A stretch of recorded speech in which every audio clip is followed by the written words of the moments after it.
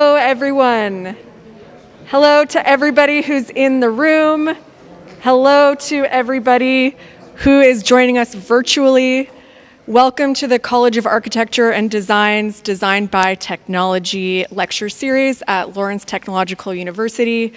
I'm Lillian Crum, an assistant professor of graphic design and the director of the graphic design program. It's my pleasure to introduce Kiel Mutschelknaus, who is the first speaker in our Designed by Technology series this year. Kiel is a motion generative designer and faculty in the graphic design program at Maryland Institute College of Art in Baltimore, Maryland. He's also the creator of Space Type Generator, a free online motion and type generating tool. He's created work for clients such as the New York Times, MIT Technology Review, the Wall Street Journal, and many more. I met Kiel 11 years ago when we were keen new graduate students earning our MFA degrees. During that time, Kiel was a very diligent designer. You could almost always find him working away in his studio to master both form and technique in order to enhance his graphic design projects. At that time, which was, again, 11 years ago, his work was mostly Adobe Illustrator based. Since then, I've followed his trajectory of introducing and designing new innovative tools to use in his process that would ultimately augment his work and garner significant recognition. So as you listen to him speak today, keep in mind that diligent attention, deepening his understanding of tools and craft, and his general curiosity to continue to learn new things were essential to get to where he is now. He's also one of the kindest people you'll meet. So I encourage the listeners today, whether you're in the room or joining virtually, to ask questions at the end of the talk, since we'll have a little bit of time dedicated to that. And with that, now I'll pass the virtual mic to Kiel. Thank you. Great. Thank you, Lil. That was a really great introduction. I loved it. Thank you so much. It's so great seeing you. And it's great to be here at LTU and giving you all a talk. So let me share my screen. I'll get started here.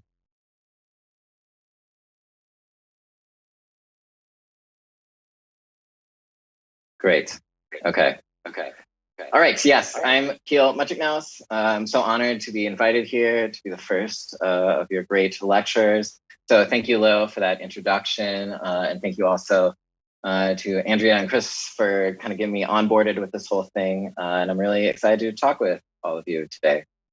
So I'm going to talk about, my approach to design, my current approach to design, which is focused around designing tools, not necessarily designing designs, or kind of what has happened to my studio practice now that I'm kind of into the idea of editing tools, making my own tools for image making, and kind of how I got here and kind of how it's transformed my practice. So as Lil so beautifully put, my initial work, kind of my start as a graphic designer, was very much kind of about these tools, these vector tools. I was not one to stray away from digital artwork. I loved vectors. Bezier curves make sense to me. Gradients make sense to me. So for me, the tools have always very much informed what my visuals look like, whether that was work I was doing at Cranbrook or work I was doing as a freelance designer, or working in my first agency job in South Dakota. And even the type that I was tackling and working on at that time was still very illustrative in nature, very much embedded in tools of vectors. So looking back, kind of, I see that as one sort of core tenet of how I got to where I'm at now. And then the other core tenet, I kind of see the seed being this type poster we did at Cranbrook. We were asked to create a type-heavy poster for the Detroit Jazz Fest. And this was my first real foray into a full type system, still very illustrative. And I settled on this Gothic script. And this Gothic script, for me, it was kind of so fascinating in how modular it was, and how easy it was to cut and paste. This Gothic script is like so robust. You can make one choice on stroke width or one choice on pulling, I know this is obviously vectors, but like pulling a pen nib down and kind of the difference. You make one choice in the letter A and the repercussions that can have in the entire type system. And that got me so excited. And so I was constantly, circling all my vectors, pulling them up, pulling them this way, and trying to see kind of what visuals would kind of happen from those choices. So I kind of settled on this poster, left it for a little bit, and then years later, I would return to it with a project I called Mercurial Black, which is a variable Gothic script. And this isn't really a variable typeface per se. This is kind of like right at the beginning of our current variable typeface revolution. So this was all built inside of JavaScript. I was at MICA at this time, and I've been teaching myself some code. I was really into math. I still very much like math, and I know just enough to make me dangerous. So I kind of boiled down some of these modular choices in the typeface to 4 basic decisions. I guess the angle at which you're holding the pen, the digital pen, as you're thinking about the structure of this black letter forms. So the angle you're holding the pen, the angle at which you pull it, and then the length at which you pull it, horizontally or at an angle, and then downward, and kind of like all the choices and the angles that you could get from those really basic decisions. So I plotted out an entire typeface based on this, upper and lowercase. Did it all in Illustrator because that's where, of course, I love. That's my home. Was my home. It still is my home. And then I, typed that all in and kind of plotted those out inside of Illustrator. Plugged in variables for those choices, connected those variables to sliders, and very quickly got what I thought was like a really, and still think is the really kind of exciting variable typeface that you can work on in the browser. And of course, those 4 simple choices sprouted into loads and loads of different choices and different kind of exciting variations. You could build off of them. Even playing around with what happens if you pull the letter forms apart, you get this kind of interesting stencil form, ascenders, descenders, etc. So it quickly blossomed. And then looking at here, there's a lot of choices, lots of lessons I learned here that still inform Space Type Generator today. So in the end, I was very pleased with the range of different visuals you can make off of this. And you could download it as a scalable vector graphic from the browser. So this is still active at plm.land. And you can still kind of play around with it, get scalable vector graphic. And then my thought was always like, you would download these SVGs and then you could like fix them, because of course this thing is fraught with typographic atrocities. But still, I think, you can get some really exciting variations inside of it. So that was maybe 2017 into 2018 that I was playing around with learning code and working in that environment. So fast forward a little bit further, I was teaching, I guess my role at MICA, I've kind of really developed my niche as kind of the motion and 3D person at MICA. And so I spent a lot of time working with students, trying to figure out the tools and trying to play with them. So maybe a couple of years ago, right as I was developing Mercurial Black, I was teaching an advanced motion design class, and we were playing around with augmented reality. So motion tracking. So we were filming sections of the Brown Center and then bringing it into After Effects and creating these really magical feeling motion tracking examples. And if you've opened After Effects, I mean, this is like a couple of clicks away. It's magic. It's like amazing how quick and how robust the whole system is. So we were doing these examples, doing everything in After Effects, and we kind of kept iterating off of this. And I eventually kind of played around with shooting more footage, more around the MICA campus, and then adding dancing typographic forms in spaces as these kind of chandeliers. So playing with this cylindrical shape and motion tracking and having fun with this kind of faux AR reality. So this one was like the same chandelier in the same space, but from different angles. So you can really kind of sell the illusion that this thing exists or that it is an actual augmented reality app, which it is not. This is all fake. And to get those letter forms, I kind of came up with this idea of doing a very simple variable type. Again, not a variable type, it's just a Bezier curve and vertex points that I created in Illustrator. And I created them kind of as simple as possible so that I could manipulate, scale them up along an x-axis, along the y-axis, and not worry about disrupting the stroke weight, so I'm not plotting out everything. So it's, not a real typeface. I call this typeface lo-fi mono, and still use it sometimes today. So anyway, I could scale these up very simply by grabbing the path, animating it inside of After Effects. And then to create those cylindrical shapes, I was grabbing each one of those letter forms, putting them in its own pre-comp, kind of nesting a bunch of these animations.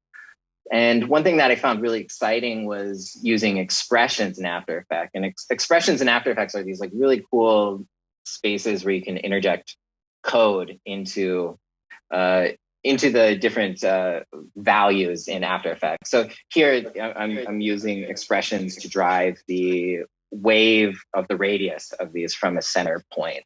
And so these kind of fluctuate out, and then I was offsetting them. And so I started to build a code or a hack inside of After Effects to create these chandelier shapes, and then taking those and repeating them over and over and over again until, it was really overwhelming, all these pre-comps. And then I was playing with depth of field, and it was all really exciting, but it would take forever to render. And as a designer that's very much informed by my tools, this really slowed me down because, I would make something, I have to render it overnight, look at it in the morning, make some changes, make some decisions, do it all over again. So there's lots of slow iterations inside of After Effects, even though the effects I was getting was, I think, pretty exciting. So here's, some more of those experiments. This one's scaling type forms along the y-axis as it's rotating around a cylinder. So some really fun stuff. And then maybe breaking away a little bit from cylindrical shapes and playing around more with flat shapes, more waves. Everything is a wave. Everything was a wave at this moment. And then also playing around with offsetting times and waves based on location.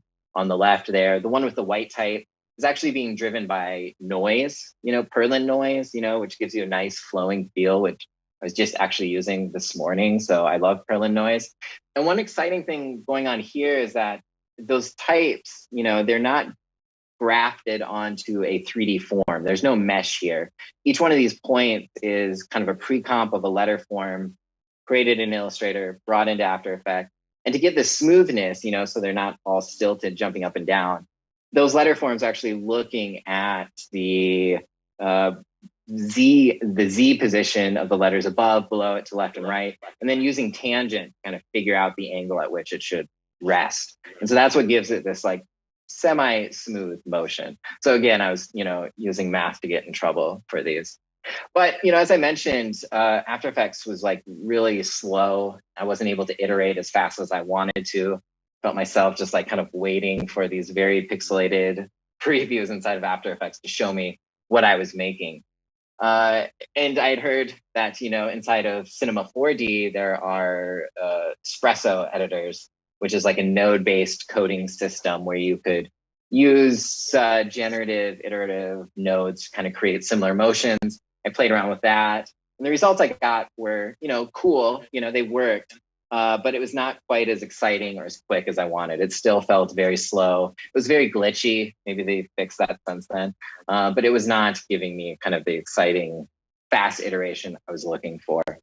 So my next choice was to go kind of in the entire opposite direction and bring it into a very basic environment, processing.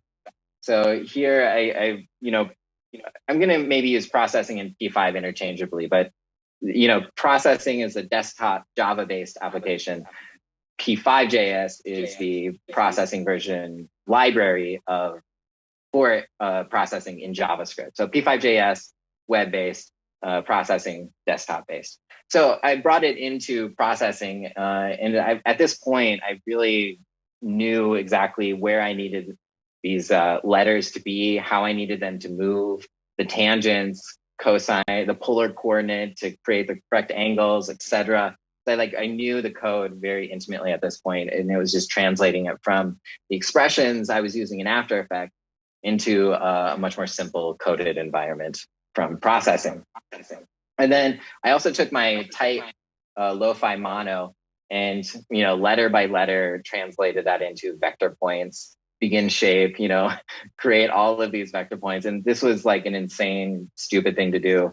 But I think ultimately it's is what provided space, what would become Space Type Generator, kind of the magic sauce that made some of these things so exciting and interesting. And so some of these Bezier curves and angles were kind of kept along eighths or quarters of the type form to kind of keep them simple. So anyway, type that all in, hit play, and I was blown away. It worked like magic. It was like crazy when I hit play and saw this motion that took so long to render inside of After Effects, at my fingertips in processing and moving so beautifully and so quickly. So this is blew my mind. And then some of those sliders I was playing around with as expressions inside of After Effects, I was able to put inside of the viewer and manipulate them live rather than waiting for things to render.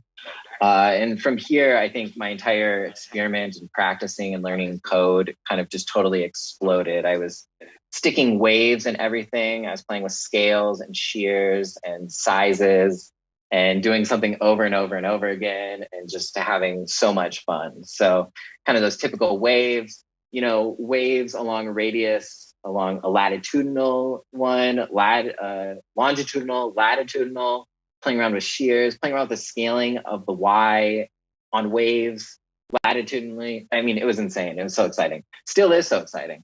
And then I was also playing around with Perlin noise and playing around with how that would look on these cylinders. And super exciting stuff. As you can see, I don't know if you can read up here, but it says typographic chandelier generator. So my naming convention was not there yet. That was a mouthful. But I departed from cylinders. I took those cylindrical stacks and then rotated them around. So rather than columns, I was getting torus. And when you remove yourself from a comfortable environment like the Creative Cloud, the Adobe Creative Cloud, you make mistakes, you're doing crazy stuff, you're breaking things, you're moving fast. And for me, my production of the things that were possible were so exciting. Then went into spheres. So now thinking of polar coordinates and three-dimensional space. And the exploding sphere with the white type over there was a total accident. I still don't 100% know what's happening there, but I was trying to apply a wave to the surface of a sphere, but then I think I inverted some values. So rather than tapering at the ends, it exploded to infinity and made the most beautiful thing I've ever seen that I totally did not intend to do at all. I also kind of scaled back, played around with 2 dimensions. This has kind of a Pablo Ferro feel, the Dr. Strangelove, how I stopped worrying and learned to embrace the bomb, whatever, some of that kind of real graphic type. I kind of thought that was kind of exciting. So playing on both sides of the spectrum, some hyper 3D stuff, playing around with some very 2D stuff. At the same time, this is kind of a wild coincidence, but one of our students at MICA, his thesis was creating a variable typeface in processing, kind of the same exact way I had. We hadn't been communicating at all. And so I was able to take his typeface, which was, a set of code, and find some of the variables, swap them out with my variables. And he actually made a real typeface. This is a real typeface with strokes on the outside, not just a spine stroke for how heavy the stroke is, but actually playing around with the variable size. So beautiful typeface. Took a little bit longer to load, but still a super kismet thing. Mark Chan, that's the designer's name. I mean, he did amazing stuff. And then played around with, patterns, textiles. Again, I was just kind of making these tools, experimenting with them, playing around with color and graphics, and just having the time of my life. Then, I was posting these experiments online, and of course, people are excited. People wanted to use them. Should I share the code with them? because part of the fun was playing around with them in a live environment. It was fun to post final things, but the process was also very exciting. So I did launch Space Type Generator then. I took some of those tools that lived in processing. The process for translating it into P5.js is very simple, very straightforward.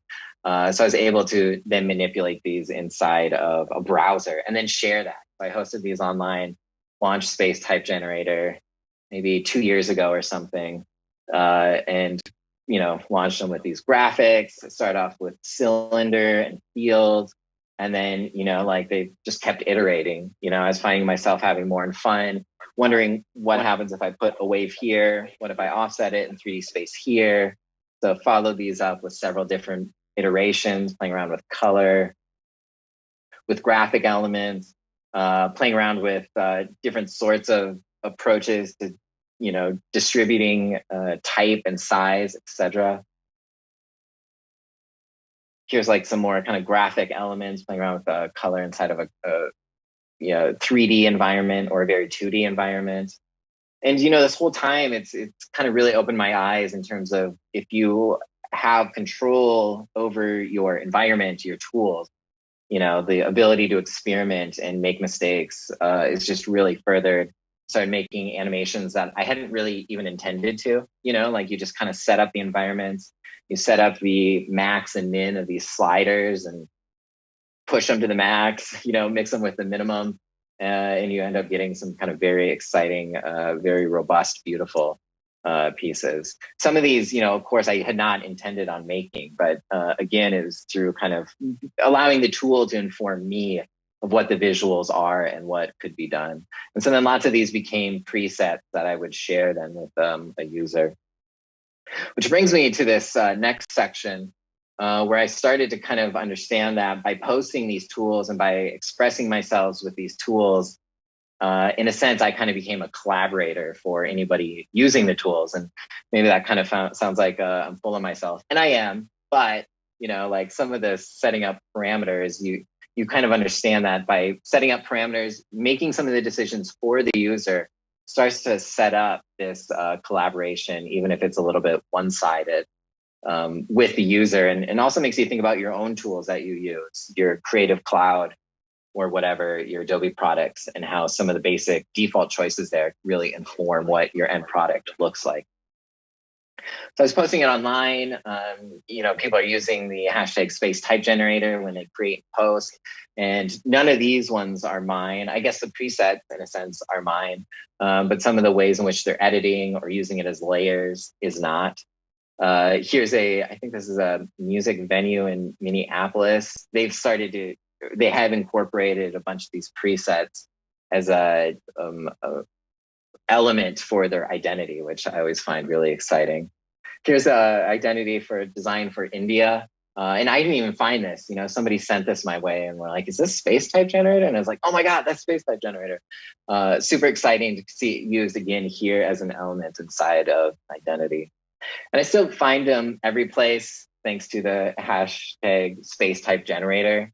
On the right there is a super beautiful physical Riso graph print, which is insane. That looks so incredible. Again, full of myself. But the physicality there, I only see this digital. So seeing it physical is such a joy. Studio Moot gave this lecture on Bauhaus and created some motion graphics for that. There's some post-processing in there, which I think is always awesome to see when people are recording the footage and then kind of having fun with it. And then maybe the biggest application physically of Space Type Generator is this mural in Romania. You can't see my mouse, but over there on the left, you can see that 1989, that's Cascade. And so is that section below it, Liberate, next to that checkerboard pattern. Those are both from Space Type Generator, some patterns made from there. And this muralist sent me this, and I was just blown away, kind of how awesome it is to see the tool being used and being used so thoroughly. Lots of times I can see that maybe a color or two was changed or the type was changed. But here, for me, the decisions and the colors are so it's so much a part of the piece. It just really makes me excited to kind of see space type like bleed into the piece and not be a space type piece, but a mural with STG inside of it, which is super exciting. And this also has an AR component. So I think there is like maybe an app of some sort where if you look at it, these pieces move, which I mean, is so wild because that's kind of where this whole thing got started, was that faux AR experiments I was doing. So that was like kind of some one-sided collaboration. Some like kind of active collaborating came when an agency in Baltimore, Post Typography, formed by a couple of MICA alums, saw Space Type Generator and asked me if I would be interested in collaborating with them and using STG and making like a very specific Space Type Generator for a nonprofit called Grit Fund, which helps award artist grants to artists in the Baltimore area. And this was like, you know, a dream come true, you know, seeing these designers I respected from afar so much get into Space Type Generator and kind of create their own presets and their own animations, create these beautiful effects that, again, I hadn't imagined. You know, some of these choices, some of the ways in which they were breaking the tools. Well, not breaking them, you know, they're using the tools, but remixing it in different combinations I had not intended to. So we worked together and we launched a Grit Fund specific type generator for them. Before we did that, though, we had to revisit my lo-fi mono, which in the beginning was just like very poorly constructed. I wasn't, you know, super concerned about that. I just wanted things to move. So I created it very simply, but the post typography people are like real type people. So they were like, we need to change this. We need to make it so it is optically pleasing. So it required a lot more code, but I think it looks quite a bit better. So we launched this. It had a bunch of presets, a bunch of different color palettes, and some of the type choices and changes we made with lo-fi mono, I used on all the other ones, which is kind of a really cool trade-off for working on this and then having this inform some of the public-facing pieces. And I think maybe some of their identity in the past year has changed a little bit, but you can still see some of the motion straight from the generator placed inside of the Grit Fund, social media and their website and everything. So this is super satisfying and a real cool jump from this kind of personal project into not necessarily commercial context, but into a public sphere where a client was using it, making some of these choices and creating their own visuals from it. Some other really amazing designers have used this. Maxim Doska, Metagraphic on Instagram, used one of the coil presets to create this beautiful sweater, this beautiful poster that I still look at in awe. I think it is so beautiful. And then, you know, like that's kind of a silent collaborator as well, you know, like having him see this, responding to it, laying out that beautiful typography. It was super exciting to see designers use it, not just like hobbyists or like, look at this cool thing I found online today, but to like really kind of embrace it and make some choices. It's super exciting. Metagraphic and I would later kind of collaborate on this thing at the beginning of the pandemic, which is so long ago now, it feels, to create kind of an AR poster, t-shirt collaboration. Another thing, I should have warned you there's music coming. I don't know if you all can hear that well, but this Ryan Norman did a series of video recordings of Space Type Generator and made this insane lyric video out of this. I mean, this is incredible. And if you've tried to, I don't know if you've used Space Type Generator, but if you've tried to like grab some of the type from it or some of the visuals, it's hard. You've got to record your screen. You got to speed up the footage. You got to do a bunch of remixing. So the amount of effort in this is like really incredible, and how well it syncs to the music. I mean, I'm kind of blown away by this thing. It's really exciting. It's really exciting to see some of the presets, to see some of his choices in editing this. Just super beautiful. And oh yeah, and this like, yeah, compositing of some of these on top of each other. So cool. I'm like blown away that he did this, you know? I mean, of course, I think people are talented, but like, you know, I know what I did was set up a very tough challenge to accomplish a visual like this. And he did it beautifully. And that's not the only lyric video. You know, there's this other one by Corbu, this duo, and they used it kind of in a more composited way, using lots of different clippings, et cetera, of all of these visuals. more effects. Oh, you know what? I guess I didn't rip the audio for this one. Anyway, it's a great song. You look it up. Some really, cool post-production, etc. from this one. Yeah, seeing it all over, seeing it kind of used in graphic flyers is a thrill. Seeing it anywhere is a thrill for me. And also, oh man, this blew my mind. So this is a YouTuber that like did a demo, a YouTube tutorial for of space type generator. Yeah, so here he is like talking about me, and this like totally blew my mind, because like, I mean, if you're a designer, you live on these YouTube tutorials of these kids or whoever they are, people around the world making these random tutorials explaining how to use these tools, and the whole time he's talking about like these glitches and mistakes, and oh, you can't download this, and like, yeah, I totally get it, like that's a bummer, but for me, like seeing myself, one of my tools inside this was like a real moment for me. Other great instances of it being used in websites. These are a couple of architects who have it on their home pages or as you visit them, which is really great. And one thing that kind of struck me about this collaboration is it was a little bit, some of these silent collaborations were a little bit one-sided and very easy. Like some of the amount of the sliders is overwhelming. But the ability to have things behave how you expect them is very straightforward. And at the time, I was playing some roguelike video games, and roguelike video games are games where as you play them, the parameters change and you're supposed to fail and die a lot and start over. And the game's like really kind of fighting you. And that kind of struck me as like an interesting thing to incorporate into some of these type generators. So I was playing around with physics generators at the time, and thought like, what if rather than the tool being super easy to use and super direct, what if it was a little bit more of a battle or a challenge? So in these generators, it's using physics, and every time you type or you hit enter or space bar, it starts to fill your screen up with like more crap that you have to contend with, and it runs into each other. And so this was a little bit of like a new take on the collaborative idea, but a little bit more of an antagonistic one, where you'd have to like deal with what you've done or what you've typed in, and some of the choices. It's hard to interact and play with these. So these are some like kind of graphic ones. And then I played around with what would happen if, as you were typing, it would randomly throw in a text frame. And so here's, if you were typing, and image frame, like you would see in InDesign would pop in. So then I had this be a scalable vector graphic that then you could crop and put images in and kind of create flyers that you kind of had to say over, but again, was a little bit more of a game element. And at the same time I was doing this, Studio Moot over in Europe asked me if I could create a tool for them for Novum, which is a really great magazine over there. And they were having a typography issue.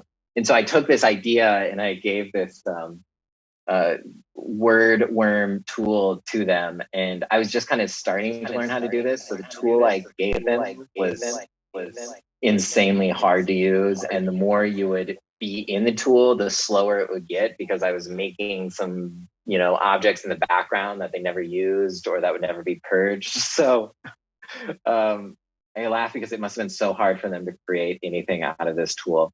One, because of the physics, but also because like the tool itself would just run so slow. But luckily they created this like really beautiful cover that's a little bit irreverent towards type layout. And then Novum has this tradition of creating super beautiful physical covers.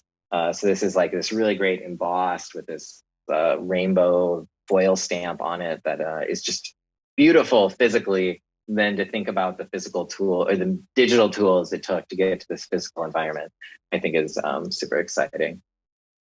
I've also, upped my generator game a little bit. So here working with Future Lab in the UK, urban development, an architecture firm, and we've worked together on creating this generator that uses a real typeface, not lo-fi mono, obviously, and it has a little bit more graphic kind of artifact in it, and creating presets for them, creating the ability to interact with some of these motions that I built before. And so that's been some space type generator stuff. And I've kind of noticed as I've become more and more familiar with working in code that it's really started to inform my practice as a whole. So now I was, used to be really kind of set in the Creative Cloud environment. Now more and more I find myself incorporating, these coded tools into the Creative Cloud, incorporating Creative Cloud into the digital tools, into the coding tools, et cetera. And so now it's kind of really informed my practice and my ability to make tools or to manipulate tools and remix some of these tools has opened a lot of kind of exciting opportunities. One second while I take a drink.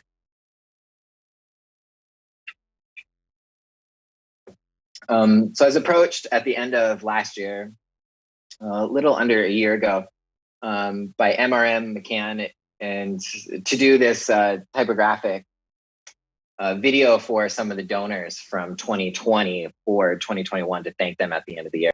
And traditionally, they've gotten this really great billboard space in Times Square to do this, but everyone was home. And so we decided to make a YouTube video instead with all of these names. And the names, they estimate to be like 10,000 names. And so how could you create a motion graphic highlighting 10,000 names, having all those names be legible, have it be exciting so it activates the time?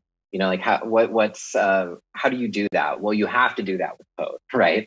I said yes to this project. The time frame was super tight, but I said yes to it. And only that night did it realize how many 10,000 names is, sometimes you feel like, oh, I can brute force it. I can take some shortcuts, but with a list of 10,000 names, and we didn't have the name. So we had to build a tool that could then take the final list that we got, right at the beginning of January 2021, and use this tool to kind of create a motion graphic. So we had to do a bunch of, development work to get to the point where once we got the final list, we could plug the final list in, we could render out a bunch of scenes and have a full motion graphic. So of course, we need to do this with processing. So we ended up creating this tool, this kind of 3D ribbons of names and these graphic elements. And some of the visual aesthetic here, typeface was decided by MRM, and it kind of plays into the Memorial Sloan Kettering identity. But then how can we, use this list of name to create something that would, hold a user's attention for a long time? So we created a couple different generators. One of these generators was all type, and one of them was a little bit more decorative. We played around with different presets and different automated cameras. So one of these was a little bit more visual in terms of filler. It would just create beautiful scenes. And other ones like this one were presets that would settle on the names, allow you to kind of find your name before it kind of exploded into more of these visual structures. So then, once we got the names, beginning of 2021, we stuck it into this generator, rendered out scene after scene after scene, CA through O, that chunk of names, placing them in their scenes until we got a huge section, a series of these scenes that then I took into After Effects and stitched together and placed in these gradients, and eventually came up with this kind of really beautiful, epic feeling motion graphic. This next one has music, heads up, so it blows out your eardrums. But we had somebody come and score it, which is so exciting. To have somebody come in and add music to this edited piece that I made was the cherry on top. I've worked with audio in the past, but it's always been my terrible take on editing music and background audio. But this one had a real composer come in and play around with it and create, this beautiful epic score. So you'll see in the beginning here, it's a little bit kind of setting the stage, and then eventually kind of jumps into a few scenes you'll see where it settles so that, you can find your name. And then how do you create this field of names that feels endless, but still shows every single name without losing names, repeating names? It took some doing, but there's a couple lines of code in here where it would find the length of the type, would settle the length of the type on the left and the right side of the page, make sure every name was present. And then if it needed to, it would repeat one just to be a little bit redundant. But each one of these sections has, I don't know, I can't remember, it was 120 names or something. So that, we could then segment out the entire runtime. So some really cool shots going on here. Not all of my coded generative work is that intense. I've been doing lots of editorial work, the New York Times, and some of these pieces, find a static one. Some of them are exact translations of the tools I've been making, whereas others are kind of remixes of them. So here's my take on Bezier curves and creating those. And other ones are remixes. So here I created this eyeball in After Effects, but the texture inside of the eyeball is from processing, and the texture on the left there in processing was made in After Effects. So After Effects process, or no, Illustrator processing, then back into After Effects to kind of composite all together and script it out. And that's kind of been a pretty common way in which I'm approaching these, is creating some of these visuals inside of processing and then compositing them in After Effects. And I mean, some of this is like, could I have created that sphere inside of After Effects? Yeah, but some, then I might have to look up a demo or a tutorial on CC Sphere and try and figure out the exact kind of settings. Here I have much more control over exactly how it goes, because again, it's a stripped down environment. I get to make some of those choices. And other times, there's something I'll post on the left. I'll get approached by New York Times on the right, and I'll think oh yeah, this is like the perfect environment to use some of these motions that I was experimenting and playing around with. And kind of, ironically, the one on the left is processing. No, that's P5JS. And then the one on the right is actually After Effects. So, I had to have motion on the strips, and to write those graphics and strap them onto those motions over and over again was a little overwhelming. So I recreated the same sort of motion inside of After Effects. And so they're kind of informing each other. And this happens a lot, where I'll be playing with some sort of motion and taking lessons I learned from coding and recreating those inside of After Effects. So now the tools and some of the things I've been manipulating on my own, I'm taking back into tools I already learned, whether it's for a quicker iteration, etc. Like this one here is After Effects for the final one, but it's being informed by some of the lessons I learned with Space Type Generator. And actually, this is a sneak peek of today. On the left, there's these kind of Perlin noise waves I was playing around with type strips. And I actually just used it this morning to create a New York Times illustration for On Tech that, I don't know if it's dropped yet, but kind of any moment now, it'll go live. So sneak peek, don't tweet it. So here, swapping out some of that type with some emojis, some Facebook reaction, and kind of doing the same sort of motion, but mapping it. And this, I mean, for me, I'm kind of geeking out about making that Facebook logo in the middle kind of bob and wave, is using that same tangent that I did, years ago with those typographic forms, except here it's a graphic, but it's looking before and after at the space, the noise in front and behind it to kind of get the angle, etc. Played around with some physics for some of these ones. So lots of these editorial illustrations has given me kind of reasons to revisit and play around with some of the code that I've been able to experiment with earlier, which is really exciting. Here's some kind of code combined with Blender to play around with some 3D software and kind of compositing along with these. I know I'm running a little bit out of time. I hope you all do have some questions. I'm not quite done yet, but here is another example of some of the type informing, or some of my coded experiments informing kind of what the final visual would be in terms of cutting up graphics, playing around with the space and the timing of them. This is for The Verge, right as the election was happening. So these created inside of After Effects, but we were having conversations about whether or not we could just build them in code, and we could have built them in code. And I would love to maybe revisit this and build it with code, because I love that kind of random nature of this. So taking graphics we create inside of Illustrator, putting them inside of a coded environment to kind of randomly select, I think could be really exciting. But of course, we have legibility issues we need to consider, etc. The Verge has been great. They've actually used Space Type Generator on their own to, whether it's string or danger, to kind of experiment, play around with some of these. This was kind of playing around with a generator as illustration maker. So this is with Columbia Engineering. They had their spring issue was about artificial intelligence. And so we thought it'd be cool if what if the illustration was actually this algorithm to create a series of motion graphics and illustrations. So we, depending on the subject that the AI articles were about, we kind of feed in different colors, different visuals, different language, and generate out different graphics that we would then loop and do some post-production, and then render out high quality prints, and then go through Photoshop and kind of really doctor them and make them pop. So these kind of had their foundation inside of a processing sketch, and then rendered out these high quality prints that either live online or physically in a magazine.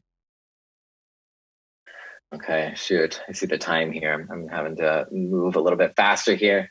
Just gonna talk through some of these super quick, and then hopefully you all have some questions. I worked with JW and Work Order, and for a kind of a rethinking of some of the CW brand elements for their social media. So taking some motion that they had considered, JW and Work Order, and then automating them into a tool that a user could use. Because of course we can create beautiful motion inside of After Effects, but if you need to resize or change the type, and it's maybe an in-house team, some of that becomes a little bit challenging. So here we use processing to kind of create tools that would do some of those assets.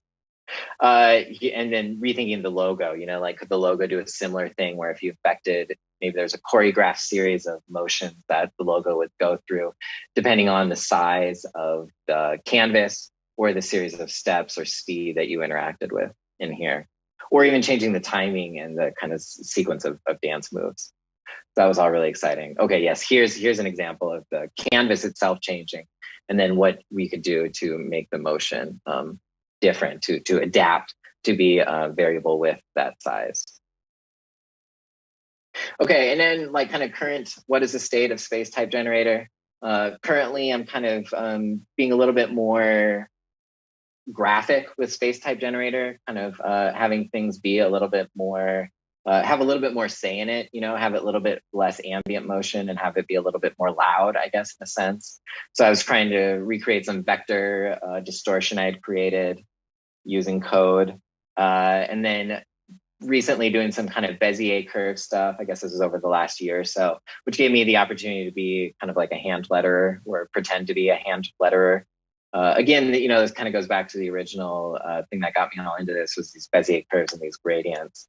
And now kind of being able to revisit that and use it on some of my projects. Then also playing around with composition, motion composition tools. This is WordArt Plus, which is like a series of modules. You could enter in your own type to change what sort of kinetic type motion it was, and then click and drag them around. This is super exciting, and I'll be launching it eventually. I think it's pretty much ready. I'm just like dragging my feet about those last moments. I guess there is a version online at Micah-GD-Spring21. We did this kind of website for graduating students, just kind of come a tradition to create a motion element, a web coded element for graduating students to be able to interact with and play with. And this has like everything. So I guess you could play with it there. And then also I, have a fascination with walk cycles. I played around with, taking some of these, taking some of these graphics and strokes and applying them to loops. Loops are endlessly fascinating and complex. But this again is like just so overwhelming. Like, I don't know where to go with these, like, do you allow the user to like have all of these sliders? Do you just allow like one slider and they type in and just auto-populate the walker? So, I mean, again, this is like close to launch, but I kind of don't know what the final form is.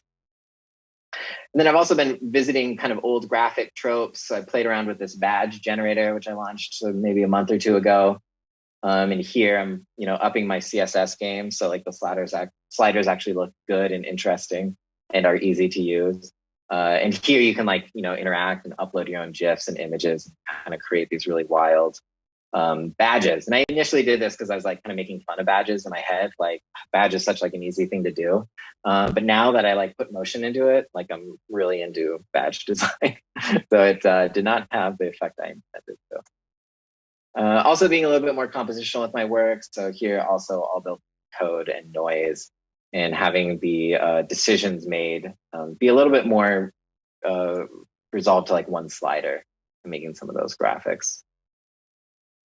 Okay, yeah, more compositional stuff, more like rather than creating all of this stuff in Illustrator or Photoshop, just going straight into code, copying and pasting, using objects to kind of create a variety of different effects. I recently am going through this logo phase where I'm trying to create generative logos, and evidently this is like really hard to do because logos are, I don't know, handcrafted individually or something, and shouldn't just be automated by a computer.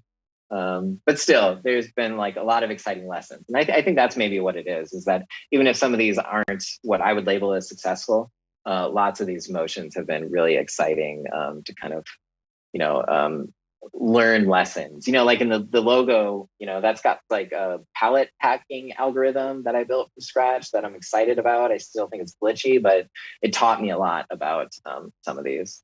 And so that's, you know, kind of affecting what I'm up to these days. All right, so thank you. Sorry, it was like a rocket ship at the end there, but I do want questions. If any of you all have questions, I'd love to answer them.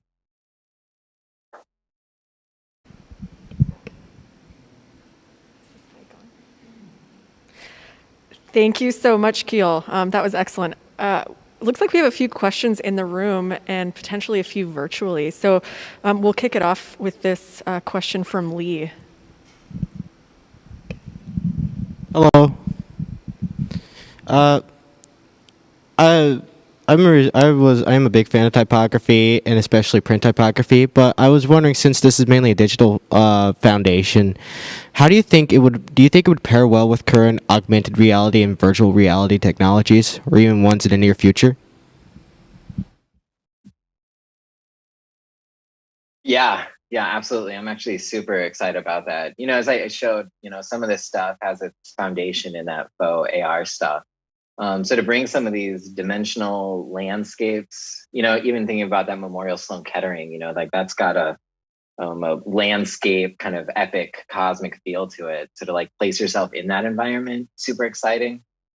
So I mean, you know, I would love to just spend a week, a month doing just that. You know, I've got other stuff I'm working on right now, but yeah, I think absolutely the potential is there. And you know, every day people are developing these like really easy to use libraries to plug some of the code, you know, directly from whatever you've been working on into a 3D environment is like a couple steps away. And I actually have like an Oculus Quest sitting right over here that just taunts me every day I can't use it, or not can't use it, but haven't used it because I'm working on other stuff. But absolutely, I think the AR component is there. The virtual reality component is there. When you think about like, you know, the NFT space or this world in which we have digital artifacts that are ours, you know, like I think, you know, all of that stuff is a future that's only a couple days away. So yeah, very exciting, definitely. Just endless potential for, it seems like there's endless potential for this to learn, for you to learn and grow and build on what you've already created. And I'm really curious about kind of the realities of you coming from this formal graphic design education into the space where you self-taught a lot of these tools and you're extremely resourceful throughout the process. So I'd love it if you could talk a little bit more to that. There's probably students in the room who are curious about, you know, expanding their skill sets outside of what may be embedded in a class, for example.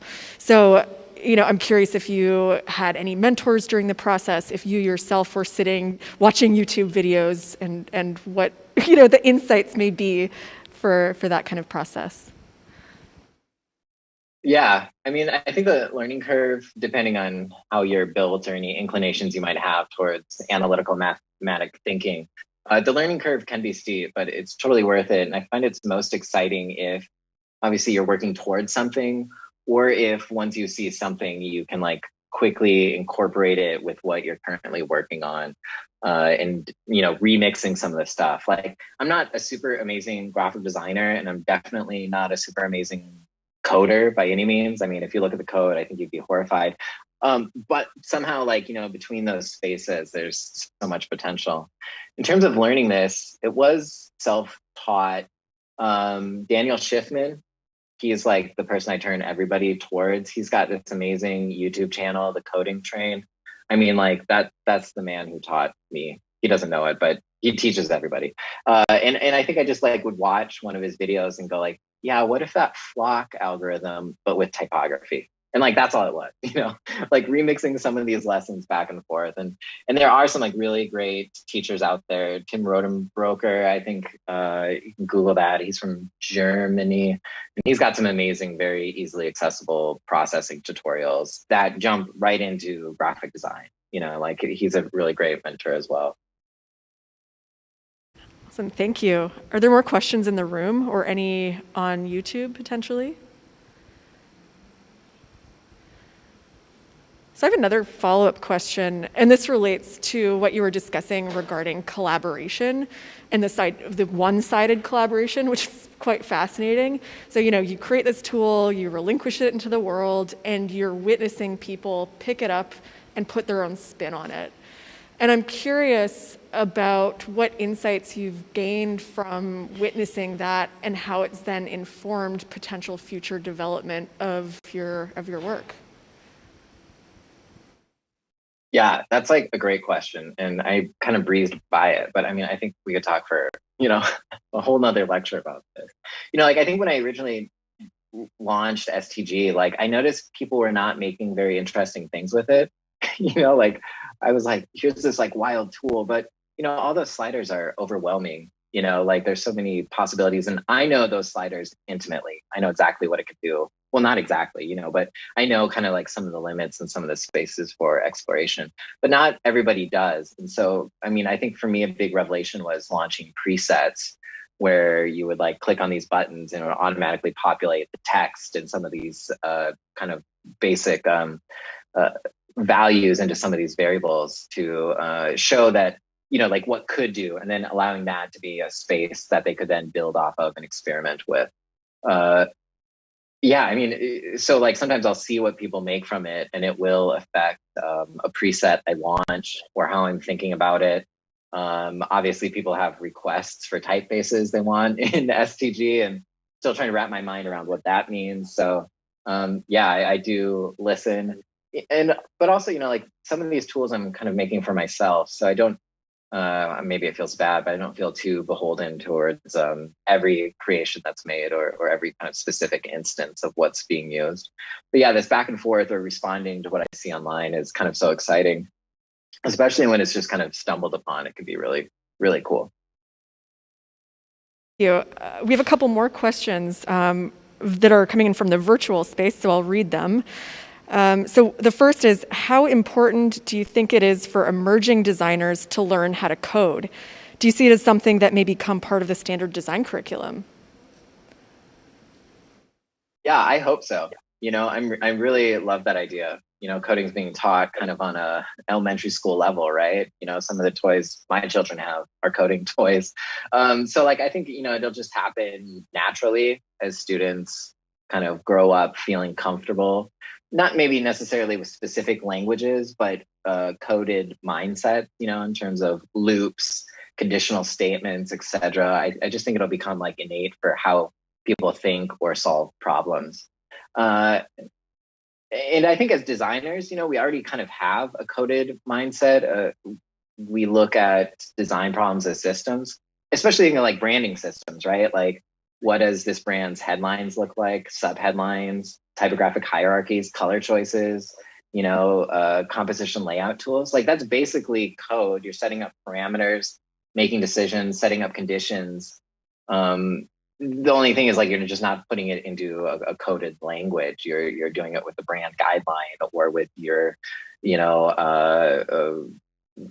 typesets inside of InDesign, so you're already thinking in a coded mindset. So jumping into a language, I mean, I think will just happen naturally. And all these students coming up, just going to become more and more natural for them to tackle projects that way. I think that's a great way to look at it. Thank you. We have a couple more questions. I think time for just two more. So this one is, do you encounter backlash from people who fear automated design processes like logo generators and see them as a threat to more traditional design practices? That's from That's major. No, I mean, that's like a funny thing to think, right? Like, could we create a generator and post it on Fiverr, and then could it just generate logos for Fiverr customers? And I guess you would just get the same quality that you get from Fiverr, as an example, like some like really kind of quick churn and burn sort of logo situation. I don't face any backlash. I think at this time, it's more of a funny thing. I think maybe the creative industry is maybe one of the last bastions of safe space versus automation. Because we still have taste, we still have things that appeal to us. We still have like the idea of what looks good and how it looks good and why it looks good. And so I think, as designers or, people in the creative industry, we're pretty safe, I think, for automation for the most part. But if you are looking at anything of S2G or anything in fear, I guess you're just gonna have to learn how to code. Thank you. And our last question. It sounds like people are interested, understandably, on how they themselves can utilize what you've created. So the question relates to whether you're making these projects or tools open source, and really how our students may be able to take advantage of using them. Yeah, well, I mean, spacetypegenerator.com is online. Some of them have an export save option. Most of them do not. It's still trying to solve this download. I mean, if you type in spacetype generator into Google, like the second suggestion is how to download, which I feel guilty about just on a weekly basis. So I'm trying to solve that. So hang tight. But if you do want to take a peek under the hood, it is on GitHub. The whole website is hosted on a GitHub pages. I think if you go to the github.io, it just goes straight to spacetypegenerator.com. But if you Google spacetype generator and then GitHub, you'll find the link, and you can find all of the iterations and all of the code, and you can look at how messy it is, and you can be appalled. But it is there for you to take a look at. You also can search Kiel Mutschelknaus editor.p5.js or something, and you'll find my profile that has a bunch of different coding snippets, things I use for workshops. And obviously you won't have me talking through it, but you should be able to kind of, as you're learning, glean something off of that. And that's open to the public as well.